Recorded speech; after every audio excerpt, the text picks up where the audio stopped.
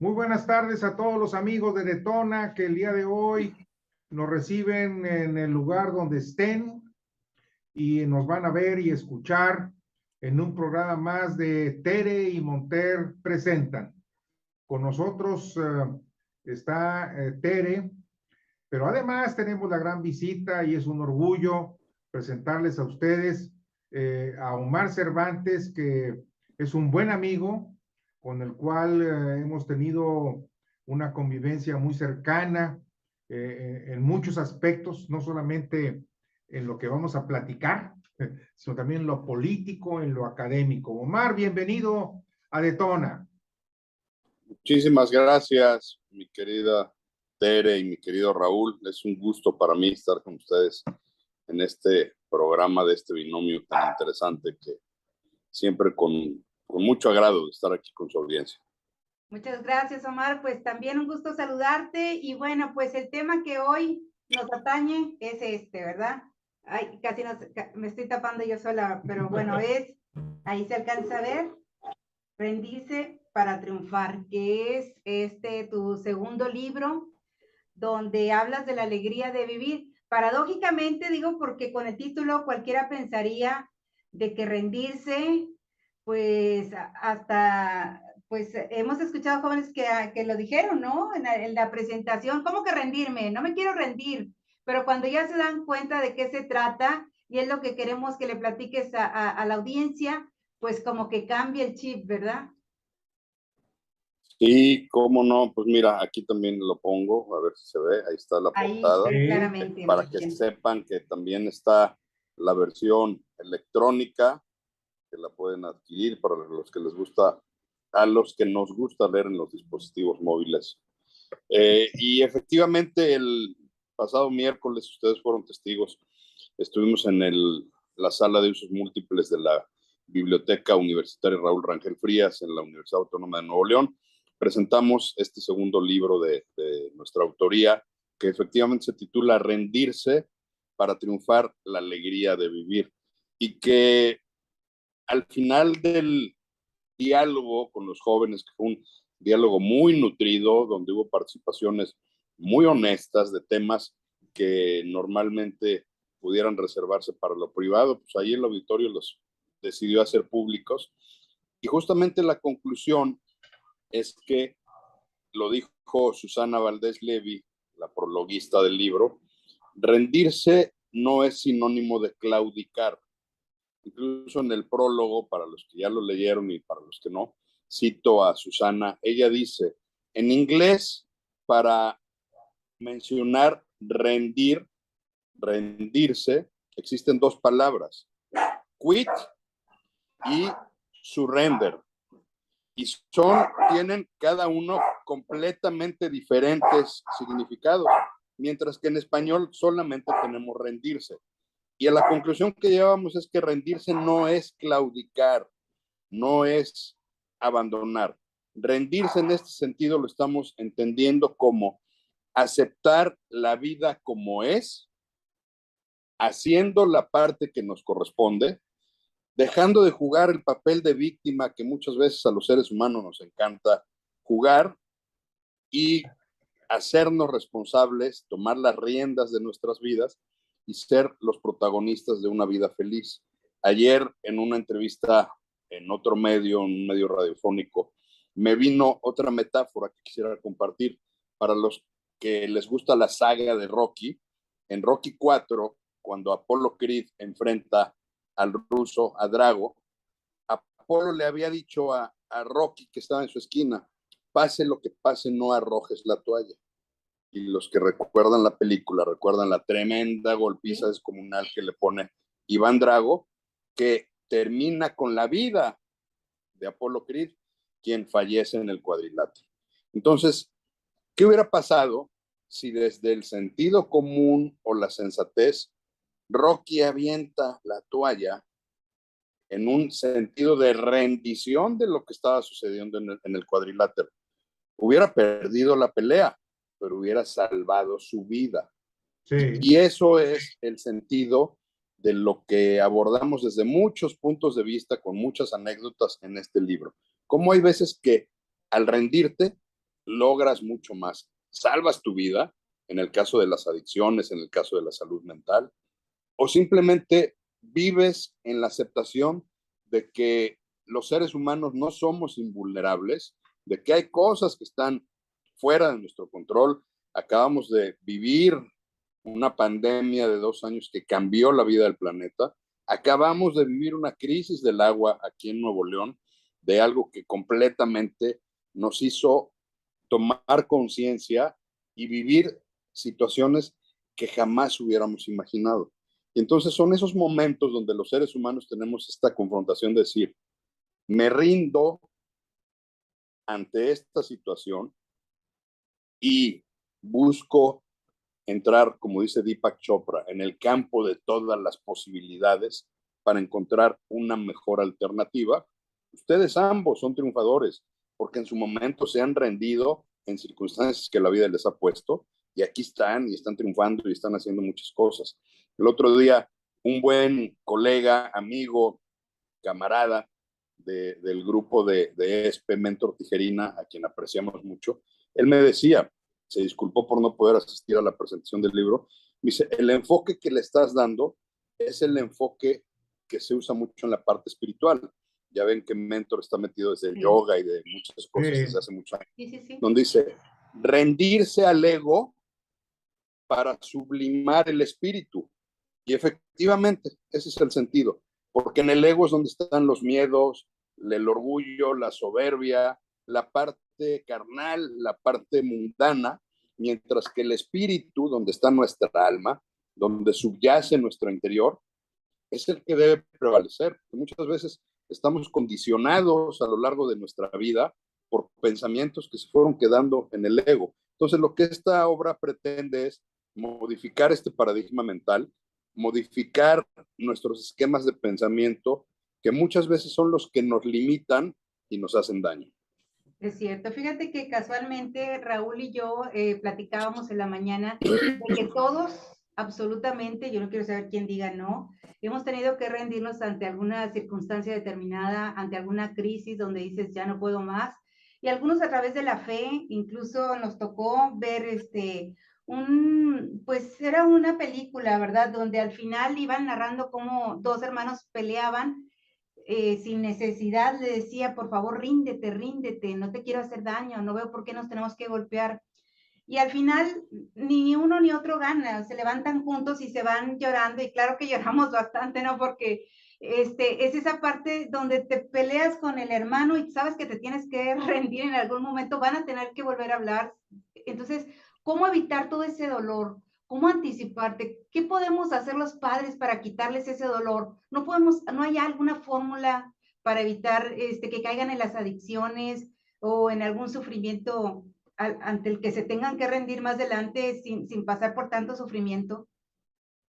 Es una de las propuestas que nosotros estamos impulsando, es justamente el hablar en foros como los que tuvimos el miércoles, donde estén los jóvenes de 18, 19, 20, 21 años y podamos hablar de frente de estos temas que antes eran una especie de tabú o se estigmatizaban o eran imposibles de abordarse en una universidad y que hoy es lo que leemos en las noticias. O sea, vemos temas como feminicidios que se llegan a ser nota y agenda nacional, vemos temas como centros de rehabilitación donde fueron a rescatar a 20 personas que estaban siendo maltratadas, vemos el ciberacoso, el bullying, todos una serie de fenómenos que estamos viviendo en la actualidad y que suceden y que nos enteramos muchas veces por los medios cuando ya sucedió una tragedia. Sí. Entonces, ¿qué hay que hacer? Hay que adelantarnos. A mí siempre que me invitan a hablar de prevención, yo les digo, a ver, por supuesto la prevención hay que dar en este grupo, en grupos universitarios, en preparatorios, pero la prevención, respondiendo a tu pregunta, mi querida Tere, hay que empezarla a hacer desde sexto de primaria o primero de secundaria, desde donde empiezan a hablarle a los alumnos, a los niños todavía, de educación sexual y otras cosas, hay que empezar a hablar de lo que está sucediendo en el mundo. Por supuesto, tropicalizado al lenguaje infantil, pero hay que hablar de frente a estos temas. Como padres de familia, tenemos que tener una asertividad emocional en nuestra comunicación con nuestros hijos, interesarnos dónde están nuestros hijos, qué hacen, con quién se reúnen, cuáles son sus actividades, mejorar esta parte de la comunicación padres e hijos, darle a los jóvenes herramientas para que puedan expresar sus emociones. Nos hemos vuelto una sociedad muy autómata gracias a las redes sociales, con frases clichés trillados como los hombres no lloran, o no te quejes, no te rindas, una serie de pensamientos que hay que abolir. Y entonces, cuando Raúl me invitaba a esta entrevista, se me hizo bien interesante, porque lo hemos comentado en el chat que tenemos ahí con ustedes. Gran parte de la solución está en volver a lo básico, volver a los valores y reconstruir el tejido social en los diferentes nichos de nuestras ciudades, de nuestros estados, de nuestro país. Dejar de estigmatizar esto y reconstruir los valores. O sea, yo no cuestiono ni a los medios de comunicación, ni a los que hacen música, ni a los que hacen cine, pero dejemos de hacer héroes a estos prototipos que no necesariamente nos transmiten un valor como el que estamos acostumbrados los regiomontanos. O sea, hoy, ¿qué promueven algunos medios, las redes? El dinero fácil, la fama, el querer sobresalir a costa de lo que sea. Y entonces, cuando vemos tragedias, como hemos visto este año, el caso de Devani, muy sonado, que todavía está en la agenda pública, ahí es donde nos paramos y nos detenemos a pensar, ¿qué pasaría si fuera mi hija, o mi hijo, mi nieta, mi nieto? ¿Y en qué momento hemos llegado a esto como sociedad? Entonces, creo que es una invitación a que empecemos a hacer una gran reflexión colectiva y hagamos lo que nos corresponde desde la iniciativa privada, desde los medios de comunicación, desde los roles que juguemos, pidiendo a las autoridades que tengan políticas públicas muy claras para justamente reconstruir el tejido social y evitar que nuestro mundo se siga convulsionando. Precisamente, Omar, hace creo que 35 años aproximadamente, cuando estaba yo en la dirigencia del Partido Acción Nacional, tuve la oportunidad de participar en un estudio que se hizo por parte de la Organización de Estados Americanos sobre la violencia infantil. Y recuerdo que ese estudio a mí en lo personal me impactó y voy a platicarlo brevemente porque está relacionado con lo que tú estás diciendo. El estudio estaba enfocado para saber cuál era el sentido de los niños entre 8 y 15 años en diferentes países, ¿verdad?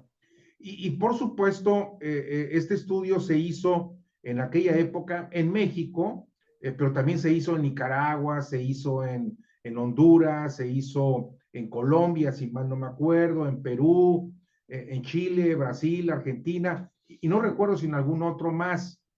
Y en las tablas comparativas, Omar, Tere, me impactaba mucho que para los niños que vivían en lugares donde había guerrilla, donde había violencia armada, confrontación entre el ejército y el crimen organizado, a final de cuentas así era, ¿sabes tú que lo primero que los niños mencionaban era jugar con las armas, con la violencia?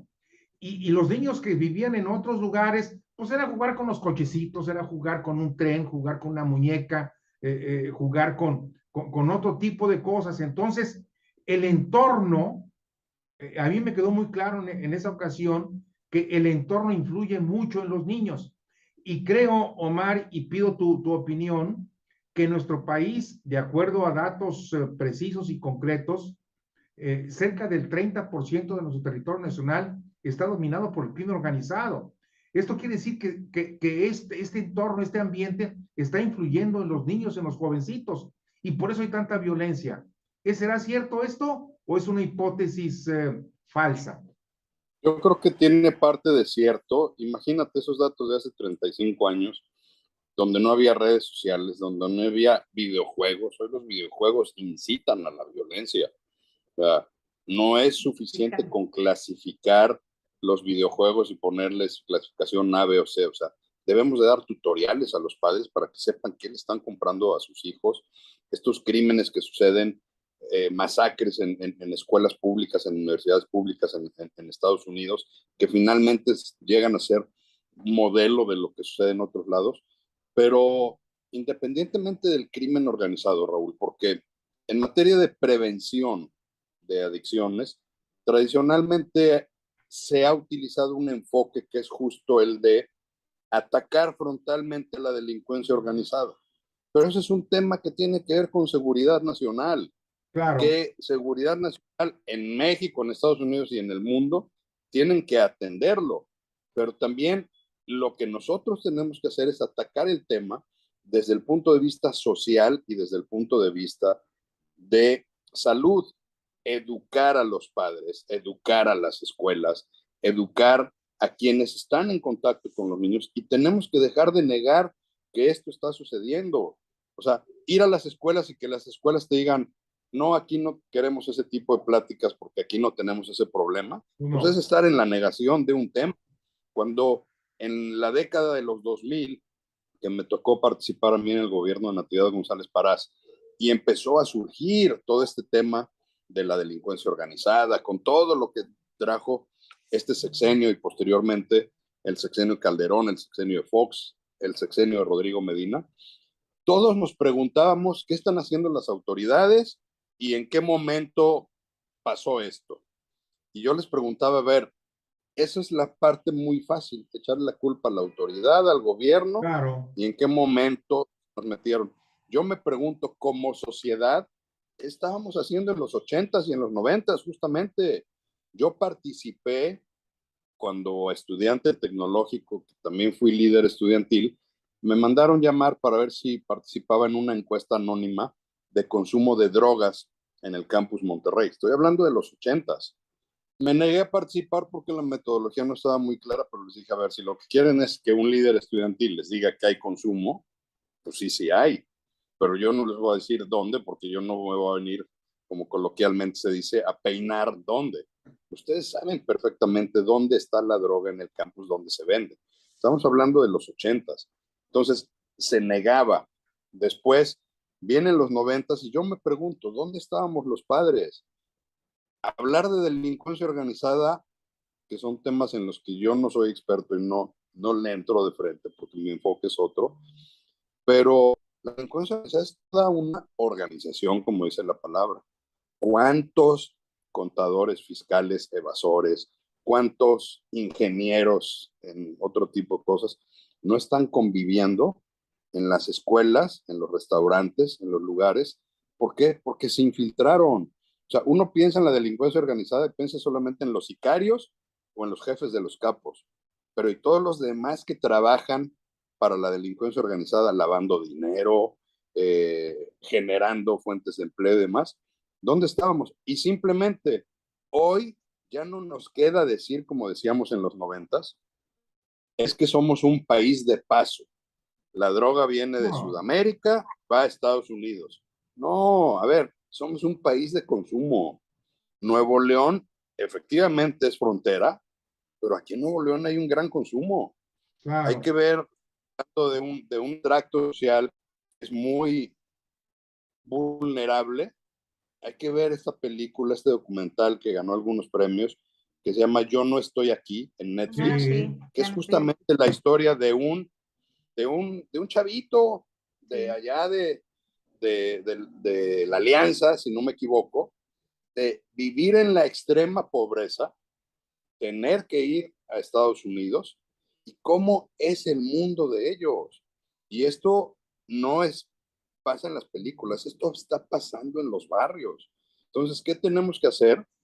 Las autoridades municipales, que son el primer contacto con los ciudadanos, pues a hacer prevención desde el punto de vista de seguridad, pero también hacer prevención desde la reconstrucción del tejido social, igual que los gobiernos estatales o como el gobierno federal está intentando hacerlo a través del programa Juntos por la Paz, que justamente es su bandera para llevar comités Juntos por la Paz a los diferentes barrios del país y tener actividades preventivas como el deporte, como la cultura, como el arte, como el remozamiento de espacios públicos, como todas estas herramientas de habilidades para la vida, cómo poder enfrentar una crisis, que es de lo que habla el libro Rendirse para Triunfar, cómo cambiar la mentalidad, y no solamente en estos barrios donde se vive extrema pobreza. Vayámonos al municipio más rico de este país, Huixquilucan, Estado de México, San Pedro Garza García, que los tenemos aquí de vecinos. ¿Y acaso ahí no hay ludopatía, consumo de drogas, todo tipo de cosas? ¿Y qué estamos haciendo? Y nuestros hijos están creciendo con ello. Entonces, es reducir riesgos, hacer prevención y hablar de frente y cambiar el chip. O sea, realmente lo platicaba hace poco con un empresario congénere mío, de mi edad, compañeros de la prepa, que nos decía, es que hoy los chavos todo lo quieren rápido, fácil, sin esfuerzo y sin compromiso. Pero yo le decía, sí, pero ¿sabes qué? Nosotros los padres fuimos corresponsables. ¿Por qué? Quisimos envolverlos en una burbuja en la que no les pasara nada. Y yo les digo que en papel celofán. Todo. Sí. Exacto. Y entonces, el día que salen al mundo y se encuentran con que en la escuela, en los centros de trabajo, en la calle, no es esa burbuja en la que pretendíamos que vivieran, pues viene un shock ideológico. Entonces, creo que hay muchísimo que hacer. Yo les agradezco y les felicito que ustedes tengan este interés en el tema, porque finalmente los medios de comunicación son fundamentales para bien informar, para educar y para orientar y para hablar de frente. O sea, dejar de estigmatizar esa adicción. No hablemos de adicción porque podemos lastimar intereses o puede salir algún familiar herido o lo que sea. No, al contrario, hablemos responsablemente, hablemos con responsabilidad profesional, traigamos expertos en todo lo que tiene que ver con esto. Hay modelos en el mundo de cómo se ha reconstruido el tejido social en lugares, en Brasil hay ejemplos de reconstrucción de tejido social y de lugares emblemáticos que se recuperaron a través de la música, de la cultura, del deporte, de una serie de actividades. Entonces, hacer prevención va mucho más allá de decir las drogas matan o cerremos la puerta al narco, ¿no? Hacer prevención es construir una mejor sociedad. Sí, ahora que estuvimos en la presentación de tu libro, yo me quedé sorprendida por la cantidad tremenda de jóvenes que se abrieron. Entonces, ahorita que decías, hay que hablarlo, me di cuenta que tan pronto como alguien dio su experiencia personal, siguió otro, bueno, se volvió una terapia masiva. Fue verdaderamente emocionante. Yo estaba conmovida hasta las lágrimas porque escuchaba tantos testimonios tan fuertes y con esa valentía de decirlo ahí, perdí a mi hermano por las drogas, ¿qué hago? ¿A dónde voy? Omar, ¿están faltando lugares? Yo creo que siempre nos van a faltar lugares, recursos y nunca será suficiente, pero con que empezamos a abrir, yo felicito a la Universidad Autónoma de Nuevo León por haber creído en este proyecto que apenas está arrancando, porque yo también llegué a esa conclusión. Yo llegué a esa conclusión cuando salí, dije, qué gran necesidad tienen los jóvenes de ser escuchados. Mucha. Esta necesidad la manifestaron ahí. Claro, quienes precedimos en el uso de la palabra, empezando por los que presentaron el libro, también hablaron con el corazón en la mano. ¿Sí? El mismo libro da testimonio de situaciones personales y familiares que yo he vivido, entonces me parece que eso se contagia, el hablar con honestidad y el decir, ¿sí? Oye, yo también sufro, oye, a mí también me duele. Por supuesto, te da confianza a ti para decir, yo también. Y yo efectivamente me quedé sorprendido con la cantidad de manos que se quedaron levantadas, pero justo por lo que tú dices, con esta necesidad de expresarse, de chavos de 20 años diciendo, me da un consejo, a quién acudo, qué hago. Entonces, creo que sería una gran solución. Ustedes como un medio o como catedráticos o en las áreas en las que estemos, Sí. sepamos que los chavos quieren ser escuchados. Muchas veces pensamos en la comunicación unidireccional, de llevar el mensaje y poner nuestra agenda. ¿Y qué tal si un día simplemente decimos, a ver, te escucho, Te escucho. Claro. platícame, habla? Y nos vamos a topar con este tipo de situaciones como se la dio el miércoles pasado, que son sorprendentes Es una y que experiencia ojalá en tremenda. todos los niveles esto pueda suceder. Fíjate, Omar, que viendo un poco, no un poco, sino viendo realmente hacia adelante, hacia el futuro, creo que esta labor que tú estás haciendo y nosotros la vamos a apoyar definitivamente, es que tenemos que proyectarle a los padres de familia, sobre todo, que para mí es la semilla fundamental, esto que tú acabas de decir. No tengamos miedo de platicar con nuestros hijos. La comunicación para mí siempre ha sido fundamental. Cualquier problema que se presente en la vida podrá tener muchas soluciones, pero tiene que partir de la comunicación. Y la comunicación tiene que estar cimentada en casa, entre padres e hijos. Si no hay comunicación entre ellos, lo demás no jala. ¿Por qué? Porque los muchachos, los hijos, van a buscar respuestas afuera y lo más seguro es que encuentren respuestas equivocadas. Entonces, yo creo que esto también hay que concentrarlo mucho en la conciencia de los padres para que se abran a la comunicación sin temor, porque ellos son los que pueden ayudar. Sin duda.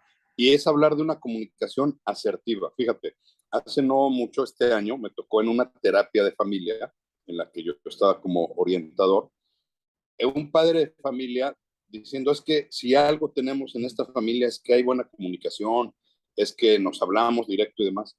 Y una de las hijas interrumpió y dijo, no, papá, comunicamos superficialmente cosas, Sí, pero no nos conocemos.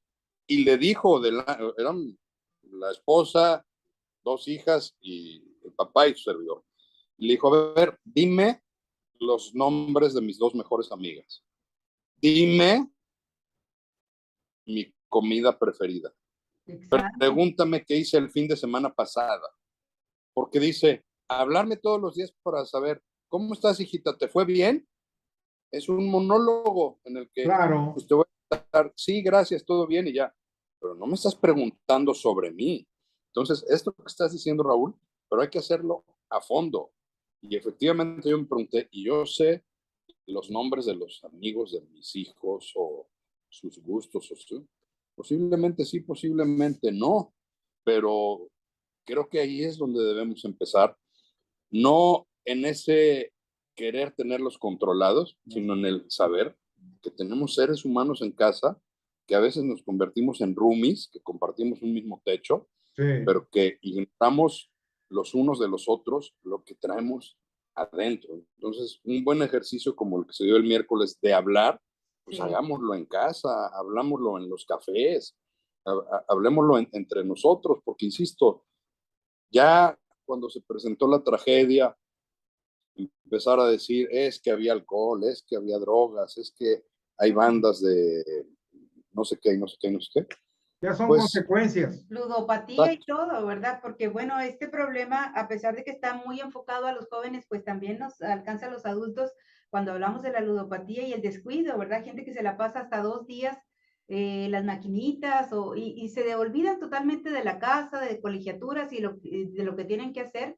Entonces llega el momento en que el agua ya te llega al cuello y dices, ríndete, ¿no? Ahora sí, porque ya no te queda de otra más que empezar algo nuevo, tratar de salir a flote. Entonces, pues yo quiero que nos des un consejo final ya para despedir este programa, agradeciéndote, por supuesto, de antemano, Sí, el que compartas con nosotros, pues parte de lo que es este segundo libro. También les recomiendo el primero, que en este mismo, en el 1, pues leía, ¿no? Acerca de Tommy, cómo Tommy se desnuda de corazón y te dice absolutamente cómo lo vivió, que fíjate, Omar, que es una coincidencia, porque ayer que entregaron el Premio Nobel de Literatura, hablaban de que no me acuerdo exactamente el libro, creo que se llama algo así de placer, de la autora, que decía que lo que más había motivado o lo que más gustaba de esta autora que ganó el premio Nobel es que hablaba en primera persona, en que te contaba cómo había vivido una determinada situación que le afectó mucho, un aborto, pero cada una de las situaciones que la llevaron a ir hasta desembocar en el grave problema y cómo lo vivió. Entonces, eso provocó mucha empatía porque la gente decía, yo pensé que era la única persona que lo había vivido de esta forma, yo pensé que para mí ya no había ninguna salida, o pensé que era la única loca obsesiva detrás de un hombre. Entonces, como que Tommy, de alguna manera, te hace ver que a quien está viviendo el problema, caray, o sea, se pasa por aquí, pero hay salida, hay algo que hacer, ¿no? Y esto también pues viene en este segundo libro que ya es rendirse para triunfar, ¿no? Más que un consejo, yo les haría una invitación. Lean el libro, denle toda la retroalimentación que puedan, porque lo que hay que hacer es volver a ser humanos, volver a nuestra humanidad. Lo platico en el libro, o sea, mucha gente me conoce a mí, lo dijo Raúl en el evento, pues por mi faceta como comunicador político, como alguien que tiene muchos años en la clase política, pero abrir mi desnudez espiritual en un auditorio y ver que detrás de mí hay un ser humano, es simplemente como decir, así como yo, cada uno de ustedes y cada uno de los asistentes tiene una historia detrás. Claro. Dejemos de Claro. ver solamente la fachada y veamos qué hay detrás de los seres humanos. Volvamos a ser humanos y hagamos una gran reflexión colectiva. Ojalá haya muchos foros en los que podamos hablar abiertamente de todos estos temas. Fíjense, ya para cerrar, me dio mucha satisfacción ver el auditorio lleno de estudiantes, y al final les comparto, y los comparto con humildad, con agradecimiento. La gente que estaba ahí en representación del municipio de Monterrey se acercó a mí y me dijeron, queremos proponerte que el lunes presentes este libro en la Feria Internacional del Libro del TEC.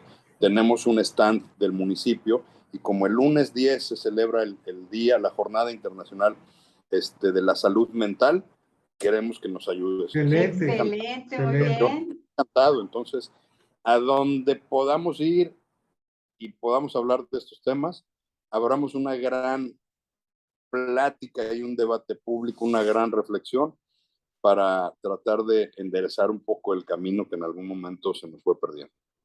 Pues mi querido Omar, eh, te agradecemos mucho, tanto Tere como yo, por supuesto, de Tona. Esta es tu casa, esta es una ventana de comunicación que está abierta para ti, para tu proyecto, que es de todos, que es de todos, y que seguro vamos a seguir practicando en no mucho tiempo lejano, sino muy de cerca, porque hay mucho trabajo que hacer. Yo estoy en contacto con muchas organizaciones de la sociedad en donde es muy difícil atraer a los jóvenes, y este es un tema que tenemos que sembrar. Así que vas a estar invitado, y un fuerte abrazo, mi querido Omar, con mucho cariño, de verdad. Igualmente para ustedes, felicidades a Detona por lo que están haciendo, a ti Raúl, que eres parte importante, por supuesto Tere, a Jorge, a Plácido, a todos los que forman este esfuerzo, y por supuesto cuentan conmigo para lo que quieran que podamos hablar y que podamos aportar algo.